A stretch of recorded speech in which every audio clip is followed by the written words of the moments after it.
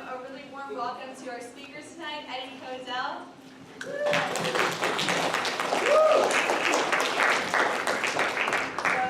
This is Eddie. Hi, Eddie.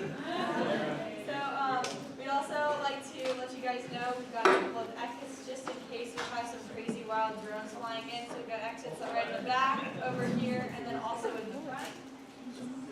Also, there's food in the back and it's complimentary, and there's some math apparel if you want to buy some. And the nearest restroom, in case anyone has any emergency or whatever, is back here. There's also one over on the side too. Yeah. Try to keep the rafters to a minimum. But without further ado, we'd really like to take it away, Eddie. Thank you both. Thank you so much. Thanks everyone for showing up. This is great. This is a nice sized audience here.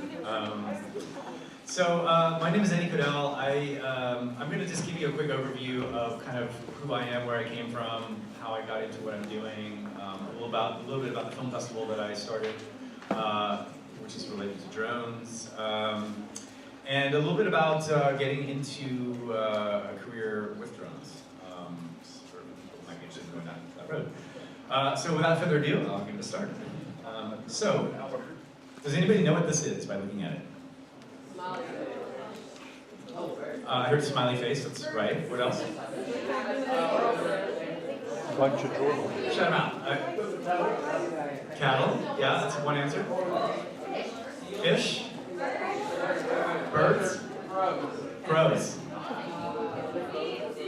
Seaweed. Okay, those are all good answers. And then let's find out what it really is.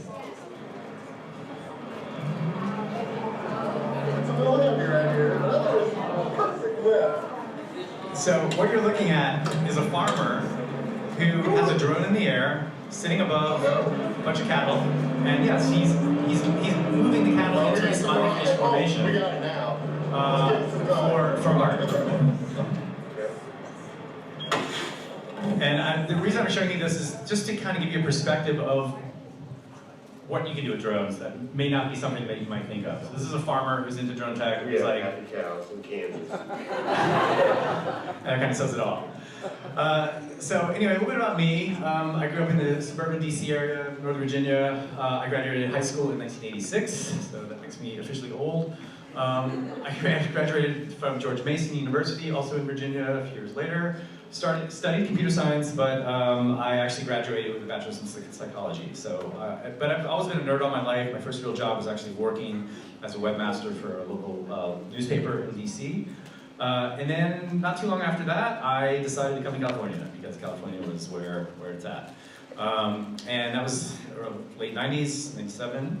And what drew me to California was not only the most amazing, weather and the beaches and environment that California is, but also the tech scene. So I got here right at the beginning of the first .com boom. So in 1997, I came out here for a job with this company called Phoenix Pop, which was basically a web design development firm.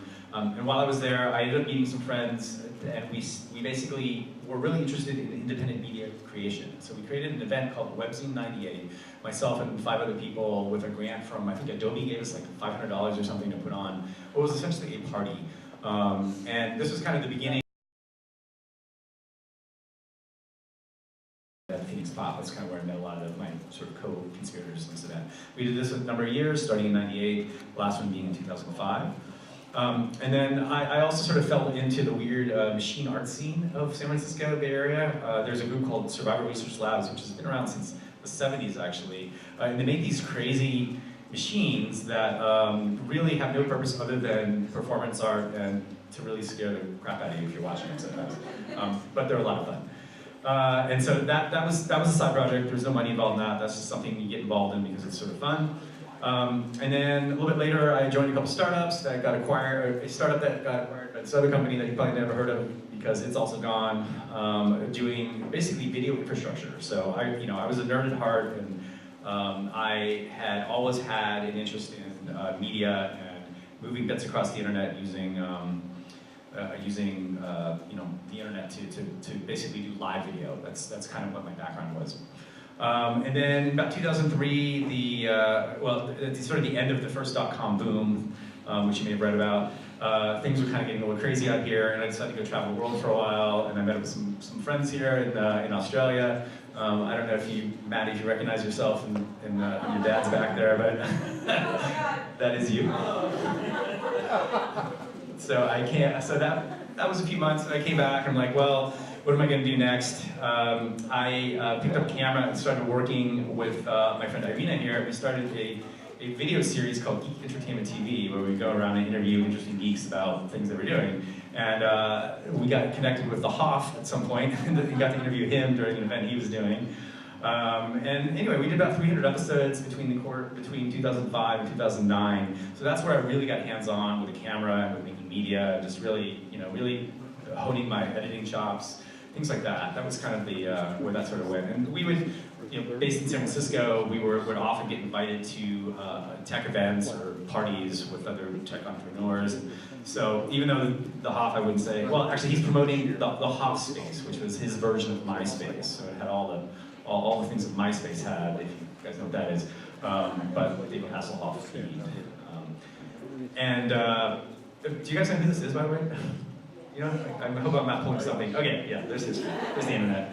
Okay, and then that led to a job at a company called PodTech, which was, we were hired for our video production prowess and stuff, and things we were doing there. So we were doing kind of what we were doing for Geek Entertainment TV, but on a more corporate level. So we're doing videos like this. Let's see, I get to play. Building. Oh, there we go. Hold on a second, it's a little loud. Let me see if we can drop the volume on this.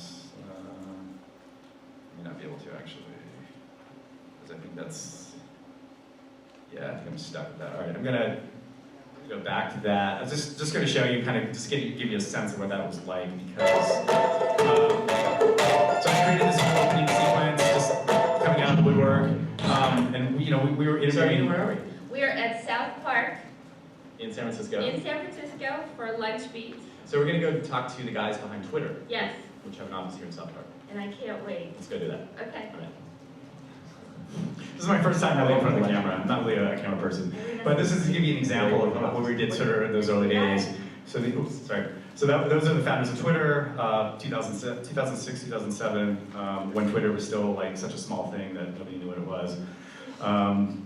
Yeah, I don't think we'd be able to talk to those guys today. Moved on to a company called Ustream, which is a live streaming platform that's no longer called Ustream. They were bought by IBM, but it's about 10 years ago. So I was running production services, so they would send me out to do these pretty cool events, like this one with Snoop Dogg and Mafia Wars, where he would blow up an armored truck in Las Vegas. So that led to some interesting meetings, like hanging out with Snoop Dogg and Katy Perry once, yeah. So she was releasing this album, and they wanted me to live stream the production of that. So anyway, I don't know what she's doing with her fingers there. And then in 2010, I went on my own. So basically, I've owned the domain eddy.com ever since I was allowed to be on the internet. So and back then, you could just do that. You could basically just register a domain, not have to pay for it until later, decide if you want to keep it. So I've had that for 22 years, if you will. And anyway, so I left Ustream and basically started my own company at eddy.com, doing live video production consulting, live streaming consulting. So these are just a couple of clients I work with. Basically, whenever they do the big events, I would come and do all the production for it, the live streaming for it. And I still do that to this day. That's my main sort of, my main business that keeps me, fed. So, then the drone era, yeah, 2013 I discovered a drone, or discovered drones, and this is just an example of one of the first ones I owned. I brought it with me to this thing called Burning Man, you may have heard of, and this is one of the first, I'll just give you a little clip of what it was that I kind of did there. This is, yeah, video footage I shot there, which got turned into a video that I ended up posting to YouTube and got like 2 million views in like a week. Which is insane. I've never ever had that kind of eyeballs on anything in my life before. So this is this is again 2015. So yeah, 6 years ago. It just kind of gives you a sense of the scale and sanity of it. You can see the whole thing on YouTube. you want. And then a little other stuff I've been involved in. I was a documentary, I was invited by a friend of mine to come and join him on a road trip to produce this movie called Trace Route, which was a documentary on nerd culture that Johannes, the guy on the right, who's this Austrian guy, wanted to do here in the US. And so he hired myself to be the director of photography, and this is his friend also from Germany, Jenny, who is our audio person. And we would basically drive across the country over 3 weeks and went to various nerdy places like the Very Large Array, I think that's in New Mexico, the crater, large crater. Anyway, interesting things that might be nerd sort of fun. And so that ended up winning like tons of awards and being shown everywhere. So that's just a few of them. Places in outlets I've never heard of before. And they premiered at all these film festivals, which I've never heard of before. So that was pretty amazing. And I mean, I was just the DP on that, so I can't take any credit for the writing or any of the actual results of it, but it feels pretty good to be on a project that actually gets a lot of love like that. And around that same time, I decided that I wanted to start a film festival. So in 2005, I created the very first Flying Robot International Film Festival, which is a shorts festival for drone-related films. So that's drone culture and drone cinema. And it's a shorts festival with maybe 7 categories or so. And just to give you a little rough idea of how that first year went, we got 150 entries or so from 35 different countries, 7 categories, 28 plus sponsors. We did 2 screenings in San Francisco and then took it on the road to a bunch of different countries. Did it again in 2006 and 2016 and 17. This is a shot of us in Australia where we're flying a drone around a cliff where there's a musical band that was hanging. You can't really tell, but there's a drummer at the top there above the robot's head, and there's some musicians down below, and it was kind of like a hands-on sort of thing where we could all like do a practice photography and drone photography with this band hanging off a cliff. Let's see, what is this? Oh, okay. So just to give you a little rough idea of like what sort of stuff is submitted, I'm going to just show you the teaser that we created for the 2017 year.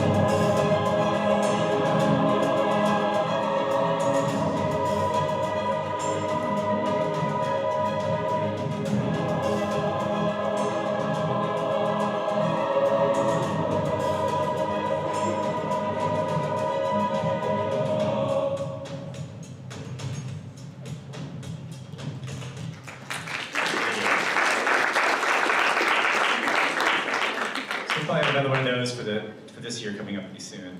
But yeah, that gives you a little cross section of what the kind of stuff that we would submit to it. And yeah, so I'm doing it again this year. We'll open for submissions in May. May 1st is going to be when we call submissions opens officially. These are the categories in which we are accepting submissions, and as you can see in yellow there is a student film category. So I would encourage you, if you're at all interested in this, please submit something, because I always love to see what students can do. So this is your official ask to submit something to the festival. And the student submissions are free, so just, yeah, that's where the others are like between $5 and $10 per submission. August 1st, submissions will close, so you actually get 3 months to do it. And then there'll be a judging period where judges will look through everything and kind of figure out what's considered, what they believe to be the best, and then those will be elevated to being accepted in the festival. We'll notify the winners in October, and then we'll have the premiere screening, likely in San Francisco again, in mid-November.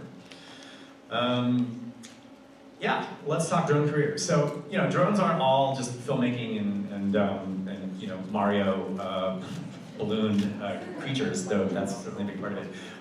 There's actually practical applications outside of that, and let's cover some of that really quickly. So construction and agriculture, mapping and surveying is kind of a big deal. Here's an example of this is a photo that is comprised of 400 images I took on Treasure Island, actually just last week, with this little drone down here. In about 30 minutes, I was able to basically scan the whole island and composite an image together. And you know, if I was to zoom in on that, you could actually see, the image I have is a low-res version, but you could actually see you know, minute, I don't know, you can see license plates, you can see people's heads, it's pretty highly detailed. So this is pretty common now. Doing mapping and surveying using drones is pretty much a thing that if you're in that industry, you're going to use a drone. And then search and rescue is a big one. So we're starting to see things like this, where you have a drone with a, you know, saving somebody out in the water with a life preserver. So those are starting to show up at beaches all over the place. This is pretty common now too with fire departments. You're going to see fire departments will have drones that have heat detecting cameras, floor cameras, so they can tell where the hot spots are in a building, or if there's somebody in the building, they can tell just by looking, you know, the heat signatures that's being given off from people. It's also used for search and rescue efforts if someone is lost in the woods, let's say. Now it's much faster to find somebody lost. Or, you know, maybe you've got a relative who's got Alzheimer's and they walk away from the house or whatever. Like, you can send a drone up and find them pretty quickly. So that's pretty common. Another avenue, and this is a pretty niche one, is becoming a pro drone racer, like this guy. And much like other, you know, like NASCAR and other sort of race-oriented industries, it can be a big moneymaker. You know, if you're really good at it, you can get sponsored, you can get, you know, put on television shows, things like that. I'm part of a group called X-Class Drone Racing, which is a large-scale drone racing group. So I don't race myself, but I'm supportive of what they do and make some media around and stuff like that. This is all happening at a racetrack in Antioch. And so what happens basically is the drones are racing around the track, and people are wearing goggles similar to the guy in the image you saw before. And here's just give you a little taste of what that looks like.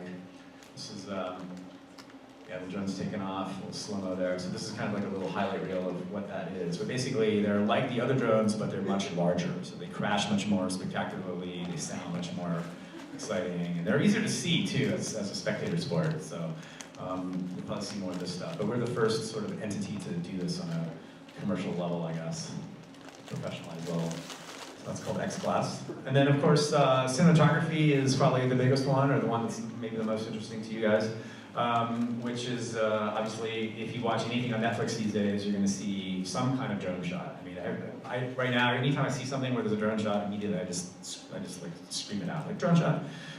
Just because, I don't know, it's just fun to identify, right? And obviously, drone cinematography has advantages over, let's say, helicopter-based, traditional helicopter-based cinematography, in that it's much less expensive, right? You don't have to send a human up there to fly an actual helicopter, and the amount of cost that it takes to fly that with the fuel and everything. Also, you can get into much tighter places. You can do all kinds of shots that you couldn't really do with a helicopter. You may not have as much range as a helicopter has, but you know, it's for most practical purposes, it is a tool that almost every filmmaker now seems to have in their toolbox. So this is just an example of an actual red camera on a octocopter. So it's an X-formation drone with 8 blades. Can hold like something like 50 pounds. It's pretty insane. You don't want to get near it when it's flying. And there's my buddy Glenn actually flying one up in Napa. He's doing some photography at a vineyard up there, which is similar to this rig, but without a red camera on it. I think this is probably a smaller camera, but pretty much the same rig. And then in the same vein, this is also Glenn, my buddy. I got to go with him on a couple of shoots here at the at AC2, the new Apple campus that opened up, I guess a year or 2 ago now. And Glenn was the sort of official video photographer, or aerial photographer for the build out of the building. So here's a little reel we threw together. I'll give you a little sense of what that was like.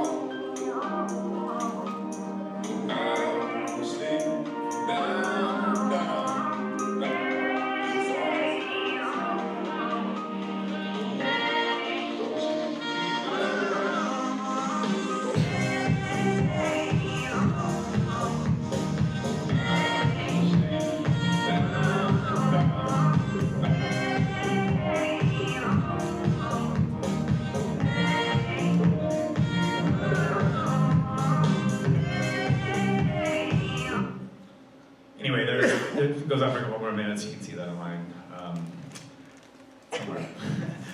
Anyway, so a few questions around drone careers. If this is something that's of interest to you, here's a few tips that you might need to know, or that you should know. If you were to do it commercially, you need to get a drone license, which is a commercial license issued by the FAA. And they do issue one. It's called a Part 107 certification. You need to be at least 16 years old. But you can also own a drone and fly it if you're just 13, but you can't do it commercially. You just have to register your drone with the FAA, and as long as you know what you're doing, you can basically go for it. And let's see, best way to get info on what to do and where, and sort of get more information on how to get involved, really, is just to join forums, Facebook groups, meetups, just meet other people that are doing this kind of stuff, is the best way to kind of get your chops going on any of it. And then kind of a nice sort of entry-level role that you can hang yourself into if you do wind up getting connected with people is a visual observer role, which basically means that you're the eyes of a drone pilot. So somebody's out there grabbing photography, and they really need another set of eyes to make sure there's nothing in the air that might intersect with the drone, or you know, basically just keeping your eyes up in the air for them. And that's something that I think professional drone operators will want to have. A little more info. So this is, yeah, the FAA has a bunch of information on how to become a drone pilot. It's pretty well illustrated on how to do it. Just go to the FAA's website for that info. And then I found this is a great study guide if you do want to get your commercial license. The company called 3dr.com/FAA has a great study guide, a lot of sample questions. This is how I learned, and I crammed in a weekend and took the test on Monday and I got like 95 or something. So it's really, it's the way to go if you're gonna do it. I'm going to leave you with this last little bit of info here before we do Q&A, which is this is the best of show submission for the last Flying Robot Film Festival that we did in 2017. I think a couple of you have seen this, but for those who haven't, enjoy.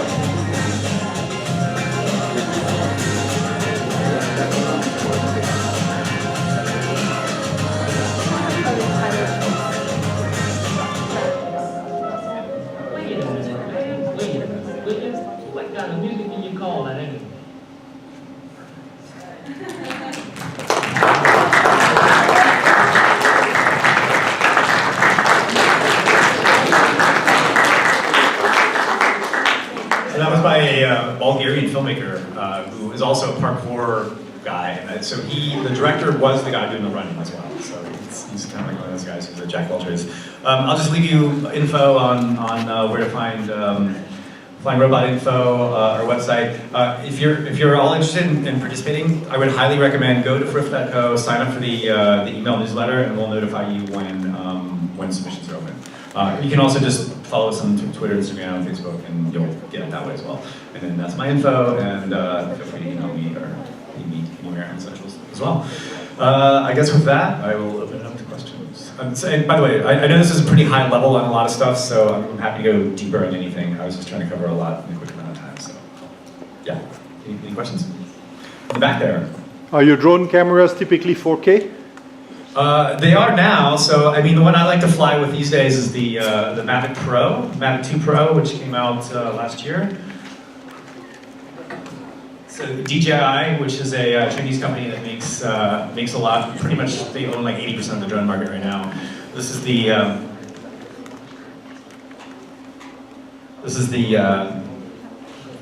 Mavic 2 Pro, folds out, and it has a camera in the front, which is with a 1-inch sensor that is actually co-engineered with Hasselblad, which is a 100-year-old camera company, analog camera company that they acquired. So if that tells you anything about the state of the industry, where you've got a drone company that's 10 years old that is acquiring a 100-year-old camera company that made cameras that were used on the moon. Exactly, right, they were used to photograph the moon. So yeah, anyway, so that's one I like to fly. What's cool about this drone is not only does it have really good image quality, which I'll actually show you a clip of what I showed with what I shot with it here in a second. It has sensors all around it, so it can't really crash too well. I mean, anything can crash, but it has all the safety abilities to try not to crash. So it has eyes in the back of its head as well as on its side and below and above it. So it's got camera sensors and IR sensors, and it can just detect when it gets near something and just fly it out of the way. So anyway, this is a great little rig. I love this a lot. And that, yeah, it has a 4K camera in that. Yeah, another question? Yep.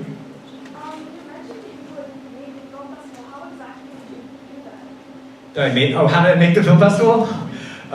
So I was just inspired at some point. I'd seen a lot of awesome stuff out there that other people had made, and I like to shoot things and I like to make little videos and stuff. But there were so many more talented people in the world out there, and I wanted to create a forum to highlight people doing that. And there was one other film festival at the time based out of New York, and I'm like, well, I want to start one here on the West Coast. And so I basically, it was totally shoestring. I mean, I did raise a little bit of money. I went around and kind of shook the doors of a few of the drone manufacturers at the time.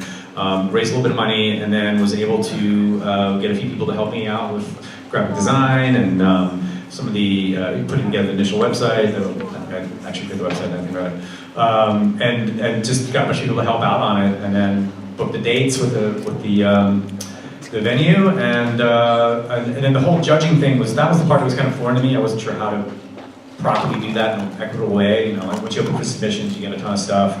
The one mistake I did make though was when in the submission platform that I was using, which is called Film Freeway, if you make everything 100% free, or if you make submissions free, it will, it basically encourages everybody around the world to submit anything and everything, even if it has nothing to do with drones or as a short or whatever. Just because there are a lot of filmmakers out there who are just like, I need to get my stuff out there, and they're just going to submit. So that's why we charge a really minimal amount of money, because that's still a good gateway to weeding out all the people who just don't even read the instructions, basically. So that's, but even under those circumstances, we had 300 submissions or something in this last festival we had. And yeah, it's trial by fire. It was just I did what I thought I needed to do, and made some mistakes, of course, along the way, but figured them out after. Oh, sorry. What editing software do you use? I'm a Premiere guy, Premiere Pro. Yeah, so awesome. Yeah, I'm a big fan of Adobe software. They do great stuff. So I was a Final Cut guy for a long time, and then when Final Cut 10 happened, I decided, Final Cut 10 is great if you're like vlogging, or if I was starting out now, I'm sure Final Cut 10 would be fine, but because I already had the workflow down of how Final Cut 7 worked, and Premiere pretty much can mimic that, and then do more, I just switched to Premiere, because the learning curve was pretty much non-existent at that point. Yes? How have you seen high schools use drone photography in like activities around the high school? We have a lot of kids here that we recruit to take, you know, there are photographers here at the high school. Right. Some of them are into drone photography. What have you seen? Well, not a lot lately. I mean, we've had some interesting submissions in, you know, I would say I haven't really seen a whole lot at schools per se. I mean, we had, you know, we've had some student submissions in the past, which are more students going out, working on a project themselves. So there's two that made it in the festival this past year that were more short narrative things where you go off with their family on a vacation somewhere, and they're kind of like, my family vacation. Or, you know, something else where it's just kind of like music put towards something. But I haven't really seen anything done in a school. There's one that was in the clip there that was shot at, I think it's Chatham University down in Chatham, that's it, yeah. Obviously that's not high school, but it was done by a student there who's really, really good at editing and shooting and chops, and the whole thing is worth watching.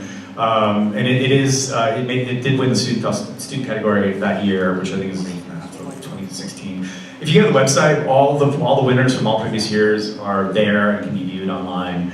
But yeah, that's the one, in terms of something done at a school, that's the only one that really comes to mind. But I would love to see more. So yeah. Anybody else? Yeah, so you've been involved in a lot of different years. Yeah. What have you done to like create the documentaries?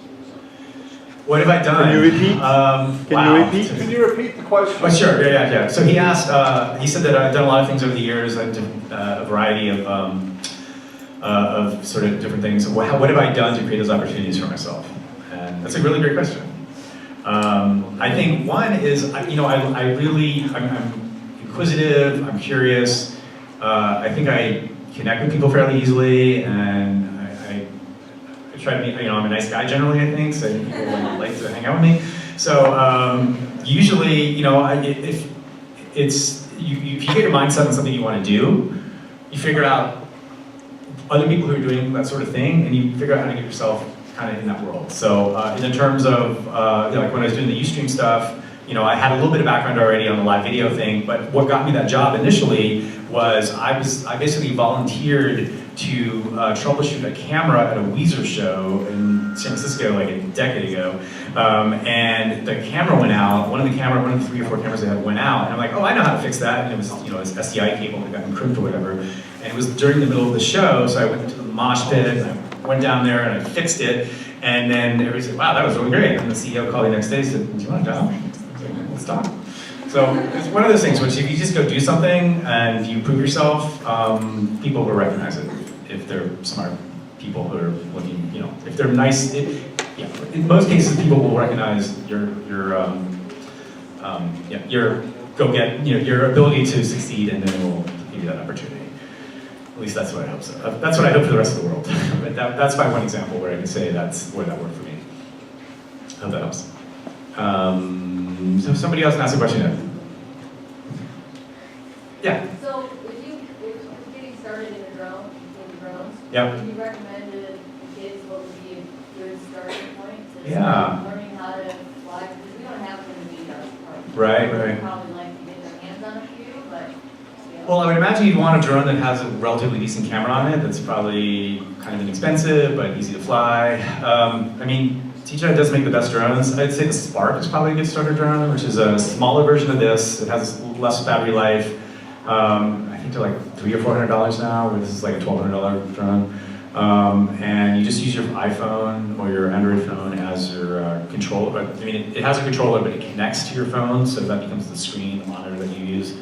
I think that's probably what I'd recommend for, because there's like $100, you know, cheap Amazon toy drones that you can get, or less than that. But those, you'll lose right away because they're horrible and they will go away in the wind. And they're just not really drones, they're just more toys. But I think the lowest entry level real drone that has a decent camera and is fun to fly and will not fly away is the DJI Spark. Yeah, I think they're either $300 or $400, but it's a good drone. Does that come back to you? Yeah. So all their drones have the fly home feature. So on the controller, there's a button on here that looks like a little H with an arrow pointing down. If you just hit that at any time, the drone says, "Oh, you want me to come home? Okay, cool." It just flies home and lands right where it started from. And they all do that. Yeah. And I think some of them even follow you, so like if you ski down a mountain, it can film Totally. you. Actually, I have a great example of this one following following somebody. And let me show that. And while I'm pulling this up, Maddie, did you have a question? Mr. Torrance, Mr. Torrance, can you lower the light because it's he's going to show me. For independent drone stuff, or any independent media stuff, what's the best way to make your connections? You want to repeat the question? Yeah. So you're saying if you want to do independent media stuff, what is the best way to make your connections? Yeah, totally. You know, volunteer on things. Actually, it's funny because a friend of mine just told me, he said, don't ever work for free for anything. But that's not true because that's how I got started in a lot of things. But, you know, if you want to, yeah, I would say find other people kind of doing what you're doing, might already have been doing for a few years or senior, and see if you can, you know, get involved in their project somehow. So if it's somebody, so it's a filmmaker who's using drones to make films or something, see if you can maybe be the visual observer, you know, even in a volunteer capacity for a couple hours, or just help either gopher and, you know, a PA or something and run stuff around. And if you do it with a little acumen and you show you have a little bit of skill and you know what you're doing already, then, you know, I think most people who, like, I always feel like I'm looking for people for like, I hire a lot of people for like a lot of events, and I'm always looking for people all the time. So I wish people would come to me and go, hey, do you have anything? I'd love to work with you. So yeah, that and defining groups. Again, I think like reaching those communities, whether it's online or physical meetup groups where people come together, let's say to fly drones, go to those. Because the best way to do it is to meet people. When I first got into drones, it was because I would go to these meetup events and meet other people who were also into it. And back when I first got into it, I had to, like, there was no all-in-one drone that did everything. I had to sort of piece it all together. I kind of skipped that part of it, but I built my own, my first drone. I had, you know, the drone itself already flew, but I added on all the parts that made it a cinema drone. So I added a GoPro camera, I added a gimbal, I added a downlink video system, and all that stuff had to be kind of hacked on in the early days. So I met people through groups that did this stuff, and then, you know, we all just kind of became friends. And then I got involved at Maker Fair down in, every year down in San Mateo, and then there was like a big drone thing there, and so I got involved with the drone stuff that was going on there. So yeah. What would you like to see more of in the future of drones? What would I like to see more? What would I like to see more of in the future of drones, and what am I excited about? So there's I you know what, I like the life-saving aspects of drones and how they can be used for good, and I think more of those stories need to kind of get highlighted because there's so much negative press around drones, you know, and some of it for very good reason. You know, airports getting shut down because drones are being flown too close to them. I mean, obviously that's not a good thing, but also at the same time, a lot of those reports are not founded. Like the whole thing with Gatwick Airport in London not too long ago, like they couldn't find the drone. They just admitted that maybe there wasn't a drone after all. It was just a police drone that was looking for a drone, and everybody thought that was the drone. So there's a lot of just that stuff.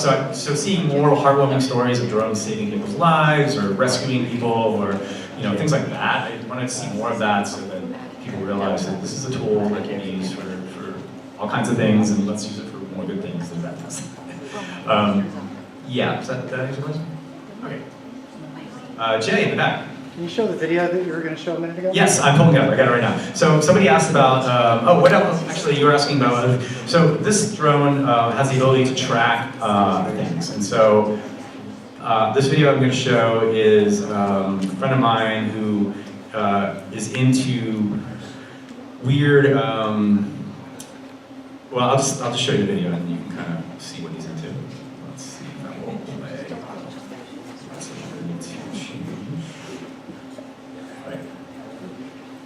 So this is this drone, and it's actually flying autonomously right now. I've got it locked on to my friend Ulrich, who is riding an e-foil. So this is an electric foil, kind of like a kiteboard foil, but it's without the kite, obviously.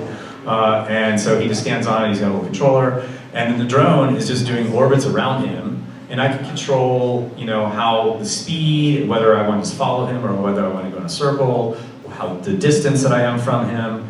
And so I'm kind of experimenting with this a little bit, just sort of seeing where this is going. But pretty much I'm not flying this manually at all. This is, you know, the drone is doing a really good job of keeping him centered in the shot. And, you know, obviously it's super smooth.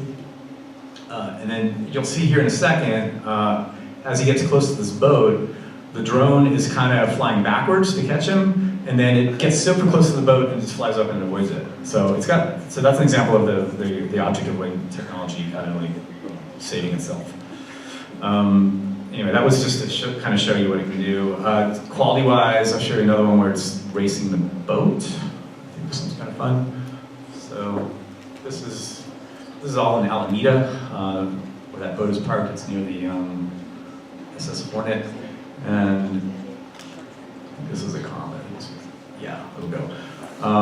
So I love the way the quality of the camera on this drone, like this, it's just got really good color representation. It shoots in RAW as well, so this is just a JPEG, but you can get it in RAW format and 4K, and you can shoot it with a neutral color profile, so you can do color correction afterwards. That really brings out a lot of the detail of the color that you would get if you're just capturing a normal color profile. But I mean, as you can see, just reflection off from the bottom of the boat and the foil. Yeah, I like it.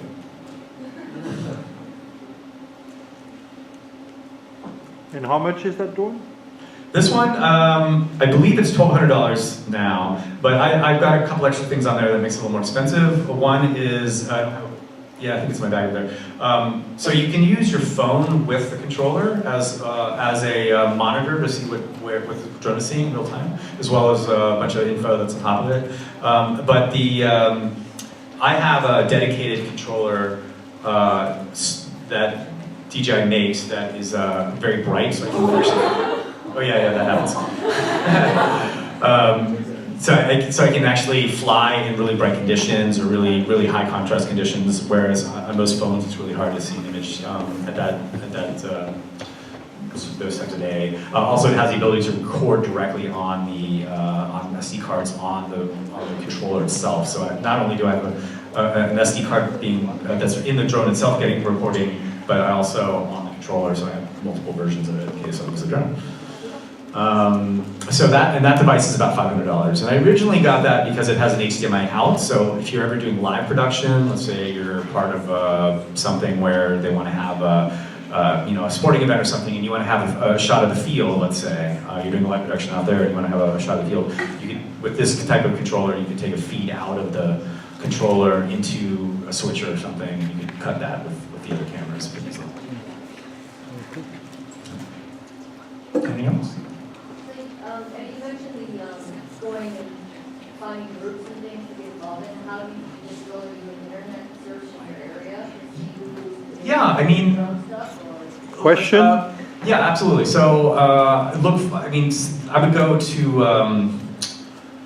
So there's drone meetup groups where people like fun fly days. So I think on the weekend in Berkeley, I don't know, Jay, do they still do this? You went to a few of these, right? The fly days in Berkeley. So there is, I think, no offense to it. So these things kind of get handed off over time. But there was a group that would meet monthly on a Saturday or Sunday at a park in Berkeley. And it was a fun fly, so you could bring whatever you want. It didn't matter. You didn't have to be like a crazy racer or into photography necessarily. But the idea was just to bring a bunch of people together, fly together. So I know that was happening. Baylands Park, which I think is a little bit closer to you guys, over in Santa Clara. There's a bunch of drone racers that hang out there on the regular. So they have a meetup group. They have a Facebook group. Yeah, so I'm trying to think of a couple there's a Bay Area drone group on Facebook. That would be a good place to start. That definitely has people who do all the above of droning, whether it's racing or if it's cinematography, and they meet regularly.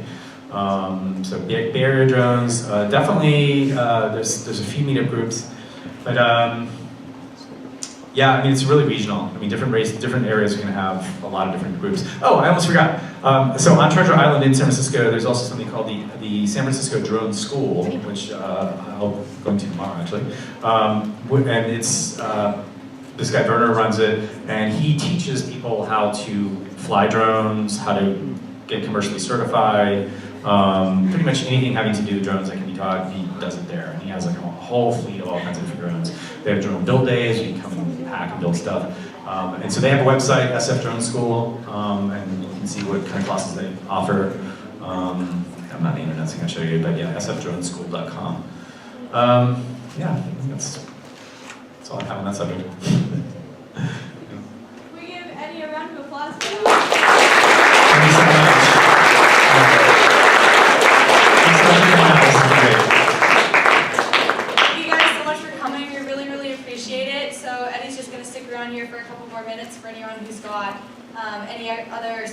questions for him. And for anyone who asked questions, we have like a free flying robot T-shirt for you guys for people who are asking questions. So thank you for that. And we have apparel that's also here for sale. So please come and buy some math apparel. It's really, really cool. And Eddie, we have some stuff for you guys. What do we have for you guys? All